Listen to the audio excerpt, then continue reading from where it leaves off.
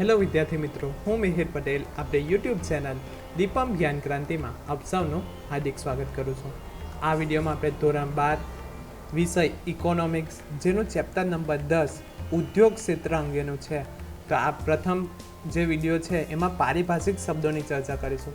જે તમને આ જે ઉદ્યોગ ક્ષેત્રનું ચેપ્ટર છે તો એમાં વારંવાર એ શબ્દોનો પ્રયોગ થાય છે અને જે શબ્દ આવે છે પારિભાષિક શબ્દો એ તમને વ્યાખ્યા તરીકે પૂછાઈ શકે, તો તેની વિસ્તૃત ચર્ચા કરીએ.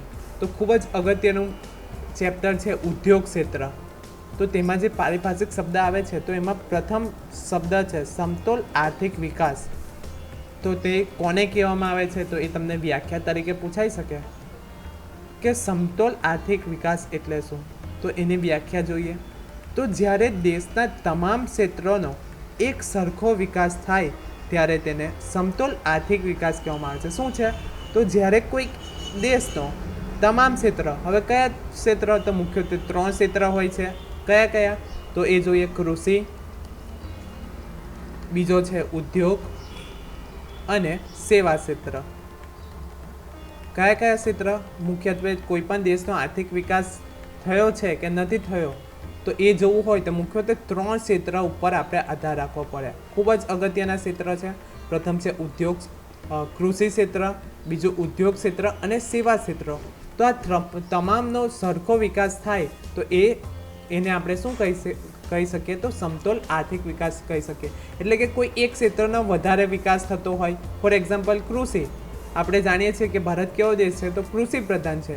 પરંતુ જે કૃષિ ક્ષેત્રમાંથી આપણને જે આયાત નિકાસ કરીએ છીએ અને તેમાંથી જે આવક પ્રાપ્ત થાય છે તો એનો વધારે જો હિસ્સો હશે તો આપણે એટલો વિકાસ કરી શકતા નથી. પરંતુ આ ત્રણેયનો આપણે સરખી રીતે એનો વિકાસ થાય, એટલે કે કૃષિ ક્ષેત્રમાંથી આપણને સરખી આવક મળતી હોય, તેટલા જ પ્રમાણમાં ઉદ્યોગ ક્ષેત્રમાંથી આવક પ્રાપ્ત થતી હોય અને સેવા ક્ષેત્રમાંથી સરખી આવક પ્રાપ્ત થતી હોય તો તેવા અર્થતંત્રને આપણે કહી શકીએ કે સમતોલ આર્થિક વિકાસ. એટલે જ્યારે કોઈક દેશના તમામ ક્ષેત્ર, કયા કયા ક્ષેત્રો તો કૃષિ ક્ષેત્ર, ઉદ્યોગ ક્ષેત્ર અને સેવા ક્ષેત્રનો એક સરખો વિકાસ થતો હોય ત્યારે તેને સમતોલ આર્થિક વિકાસ કહેવામાં આવે છે. ત્યારબાદ છે આયાત જકાત.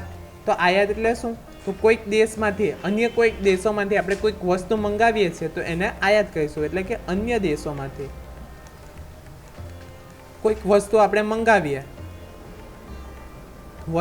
મંગાવીએ તો એને શું કહેવામાં આવે છે આયાત. અને નિકાસ એટલે શું તો આપણા દેશમાંથી વસ્તુ ઉત્પન્ન થાય છે અને એ વસ્તુ આપણે અન્ય દેશમાં મોકલીએ તો એને શું કહેવામાં આવે છે, એને નિકાસ કહેવામાં આવે છે. તો આયાત જકાત એટલે શું તો આયાત એટલે કે વિદેશમાંથી થયેલ ખરીદી પર વેરાને આયાત જકાત કહેવામાં આવે છે. એટલે કે આયાત એટલે આપણે કોઈક વિદેશમાંથી વસ્તુ મંગાવીએ છીએ, હવે એ વસ્તુ ભારતમાં આવે છે તો એના માટે આપણે કેટલો વેરો ચૂકવવામાં આવે છે તો એને શું કહેવામાં આવે છે, આયાત જકાત કહેવામાં આવે છે. જે મુખ્યત્વે આયાતોને અવરોધવા માટે ઉપયોગમાં લેવા છે. એટલે કે આપણે કોઈક બીજા દેશ પર વધારે પડતું અવલંબન થતા હોય, એટલે કે કોઈક અન્ય દેશ ઉપર વધારે પ્રમાણમાં આપણે આધાર રાખતા હોય તો એને અટકાવવા માટે આયાત જકાત કરવામાં આવે છે. શું છે તો આયાત એટલે આયાત પર વેરાને આયાત જકાત કહેવામાં આવે છે. જે મુખ્યત્વે આયાતોને અવરોધવા માટે ઉપયોગમાં લેવાય છે. ફોર એક્ઝામ્પલ ભારત દેશ છે તો ભારત દેશ અમેરિકા ઉપર વધારે આધાર રાખતો હોય તો આ જે અમેરિકા પર વધારે પડતી આયાત રાખે છે તો આપણે ભારત દેશમાં કોઈક વસ્તુનું ઉત્પાદન કરવું હોય તો એ નથી કરતા, તો એને અટકાવવા માટે જે જકાત લેવામાં આવે છે તો એને આયાત જકાત કહેવામાં આવે છે. ત્યારબાદ છે વિશિષ્ટ આર્થિક વિસ્તાર. એક એવો વિસ્તાર જે વિદેશી મૂડી રોકાણકારોને આકર્ષે અને અંકુશ મુક્ત વાતાવરણ સર્જી દેશની નિકાસો વધે તેવા પ્રયાસો કરતો વિસ્તાર. શું છે વિશિષ્ટ આર્થિક વિકાસ એટલે એક એવો વિસ્તાર જે વિદેશી મૂડી રોકાણકારોને આકર્ષે, એટલે કે ભારતમાં કોઈ કંપની શરૂ કરવી હોય તો એને આકર્ષણ થાય કે એને રસ જાગે કે ભારતમાં આકર્ષણ કરી શકે અને અંકુશ મુક્ત વાતાવરણ સર્જી દેશની નિકાસો વધે તેવા પ્રયાસો કરતો વિસ્તાર તો એને વિશિષ્ટ આર્થિક વિસ્તાર કહેવામાં આવે છે. શું છે તો એક એવો વિસ્તાર કે જેમાં વિદેશી મૂડી રોકાણકારો, ફોર એક્ઝામ્પલ ભારત, તો ભારત દેશ છે તો ભારત દેશમાં અમેરિકાની કોઈ કંપની છે અથવા તો કોઈક વ્યક્તિ છે અમેરિકાની, તો એણે ભારતમાં કોઈ કંપની શરૂ કરવી છે. શું કરવું છે? ભારતમાં કંપની શરૂ કરવી છે.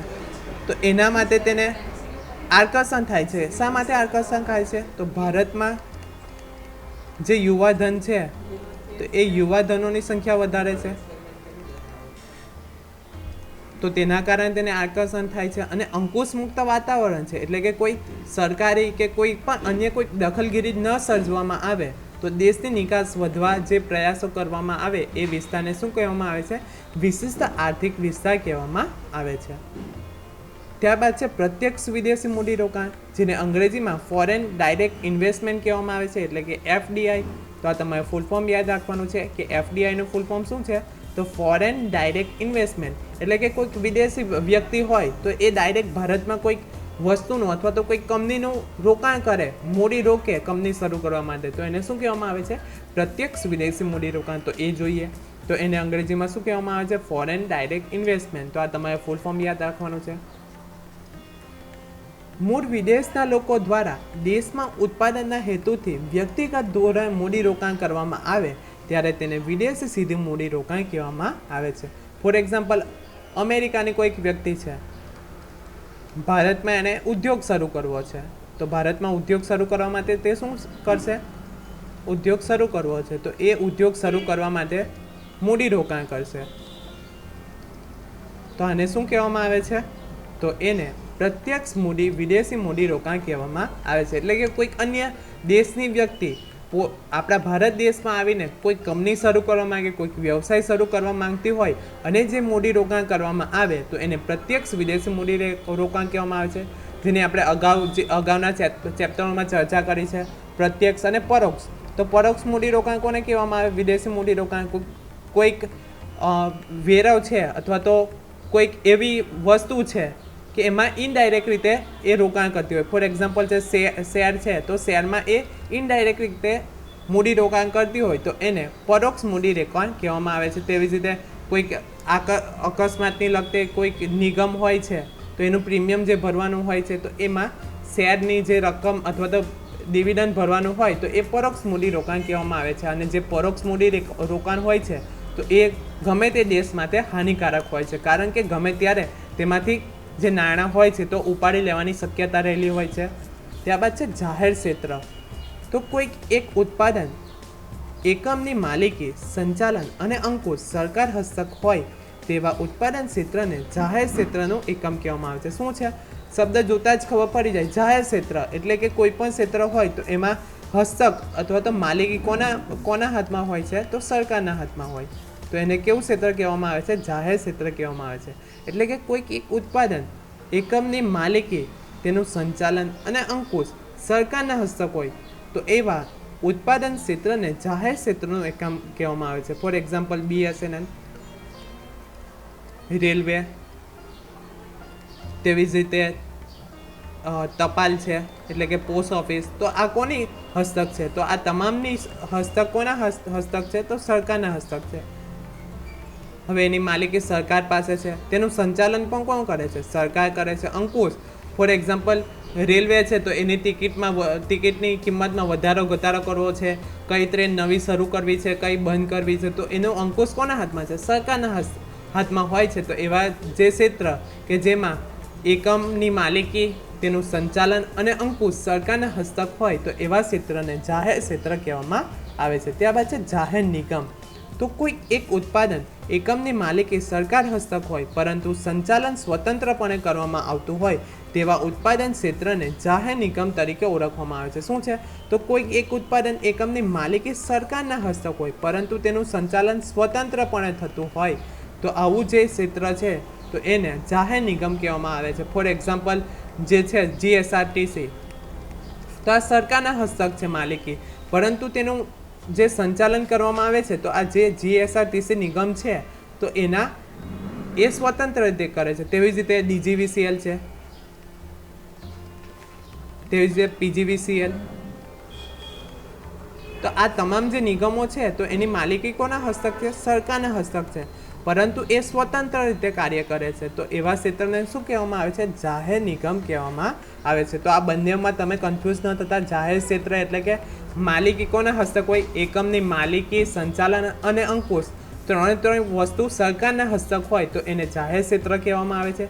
જ્યારે જાહેર નિગમ એટલે એવું ક્ષેત્ર અથવા તો એવું ઉત્પાદન કે જેની માલિકી સરકારના હસ્તક હોય પરંતુ તેનું સ્વતંત્ર જે સંચાલન છે એ સ્વતંત્ર રીતે કરવામાં આવતું હોય તો એને જાહેર નિગમ કહેવામાં આવે છે. જેનું ઉદાહરણ છે જીએસઆરટીસી, ડીજીવીસીએલ, પીજીવીસીએલ એ જાહેર નિગમના ઉદાહરણો છે. હવે પ્રસ્તાવનામાં જોઈએ તો દુનિયાના દેશોમાં ખેતી, ઉદ્યોગ અને સેવા ક્ષેત્ર એમ ત્રણેય ઉત્પાદકીય ક્ષેત્રોનો સમન્વય જોવા મળે. જે આપણે પ્રથમ જે પારિભાષિક શબ્દ છે તો એમાં ચર્ચા કરી જ છે.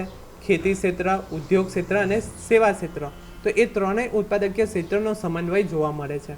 જે પૈકી ઉદ્યોગ એક મહત્વનું ઉત્પાદકીય ક્ષેત્ર હોય તે દરેક અર્થતંત્રમાં ખૂબ જ અગત્યનું ધરાવે છે. આપણે જાણીએ છીએ કે જો કોઈ પણ વિકસિત દેશ હોય તો એ કોના પર મુખ્યત્વે આધાર રાખતો હોય? તો સૌથી વધારે એનું ઉત્પાદન એટલે કે આયાત અને નિકાસ કોની થાય છે? તો જે ઉદ્યોગ ક્ષેત્રમાં સૌથી વધુ ઉત્પાદન કરવામાં આવે છે અને એ વસ્તુની અન્ય દેશોમાં નિકાસ કરવામાં આવે છે. સામાન્ય રીતે વિકસિત દેશોનો અભ્યાસ કરતા સાઉદી અરેબિયા જેવા પેટ્રોલિયમ નિકાસ કરતા દેશોને બાદ કરતા મોટાભાગના વિકસિત દેશો ઔદ્યોગિક દેશો છે. For example America, Britain, Japan વિશ્વમાં ખેતીને મુખ્ય વ્યવસાય ગણતા દેશોમાં પણ વિકસિત હોઈ શકે છે. એટલે કે જે મોટાભાગના વિકસિત દેશો છે તો એમનો જે મુખ્યત્વે આધાર છે એ ઉદ્યોગ ક્ષેત્ર છે, પરંતુ એવા કેટલાક અન્ય દેશો પણ છે કે જેઓ મુખ્યત્વે ખેતી ઉપર આધાર રાખે છે, તો એ દેશો પણ વિકસિત હોઈ શકે. તો એ કયા કયા દેશો છે? Australia, New Zealand. પરંતુ ખેતી ક્ષેત્ર આધારિત વિકસિત દેશો ખૂબ જ ઓછા હોય છે. ફોર એક્ઝામ્પલ ભારત દેશ છે તો ભારત આપણે જાણીએ છીએ ભારત કેવો દેશ છે? તો કૃષિ પ્રધાન દેશ છે. પરંતુ ભારત હાલ કેવો દેશ છે? તો વિકાસમાન દેશ છે. એટલે કે વિકાસના પંથે પ્રગતિ કરી રહ્યો છે. એટલે કે એવા ખૂબ જ ઓછા દેશો છે કે જેમનો મુખ્ય વ્યવસાય ખેતી હોય અને તે વિકસિત દેશો હોય. જ્યારે ઔદ્યોગિક દેશ હોય અને વિકસિત દેશ હોય તેવા અસંખ્ય ઉદાહરણ જોવા મળે છે. ફોર એક્ઝામ્પલ અમેરિકા છે તો અમેરિકા વિકસિત દેશ છે અને એનો મુખ્યત્વે આધાર કયો છે? તો ઉદ્યોગ છે. તેવી જ રીતે બ્રિટન, જાપાન, આ તમામ જે દેશો છે તો એ મુખ્ય વિકસિત દેશો છે અને જે ઉત્પાદન કરવામાં આવે છે તો ઉદ્યોગ ક્ષેત્રમાંથી સૌથી વધુ ઉત્પાદન કરવામાં આવે છે.